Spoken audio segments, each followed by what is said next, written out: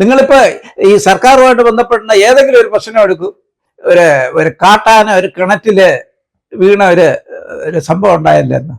അപ്പോൾ അവിടെയുള്ള ആളുകൾ പറയുന്നത് എന്താണെന്ന് അറിയാം, ഈ ഈ നിങ്ങൾ JCB കൊണ്ടുവന്ന് ഈ കിണറെല്ലാം കുഴിച്ചിങ്ങനെ കൊഴിച്ച് കാട്ടാനെ രക്ഷപ്പെടുത്തുന്നതൊക്കെ കൊള്ളാം. പക്ഷെ ഒരു കാര്യമുണ്ട്, അവിടെ പിന്നീട് അതിന് ഞങ്ങൾക്ക് നഷ്ടം വന്ന 1,00,000 രൂപ തന്നിട്ടേ നിങ്ങൾ കൊണ്ടുപോകാൻ വെക്കൂ. ഇന്ന് തന്നെ ചക്ക കയറണം, അല്ല നാളെ ആയിക്കഴിഞ്ഞാൽ ഞങ്ങൾക്ക് കിട്ടുമെന്നൊരു പ്രതീക്ഷയില്ല. ഇതാണ് നമ്മുടെ ഈ സംസ്ഥാനത്തിന്റെ ധനകാര്യ സ്ഥിതി. റോഡുകളെല്ലാം പൊട്ടിയും പൊളിഞ്ഞും നാശിച്ചും നാമാവശേഷമായിട്ട് കിടക്കുന്നു. പണം ഉണ്ടോ എന്നാക്കാൻ? ഏതെങ്കിലും ഒരു കാര്യത്തിന് പണമുണ്ടോ?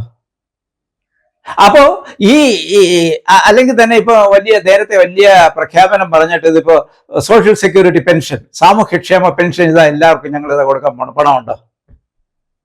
അല്ലെങ്കിൽ സർക്കാർ ജീവനക്കാരുടെ DA വേറെ നിങ്ങൾ കൊടുക്കാൻ പണമുണ്ടോ?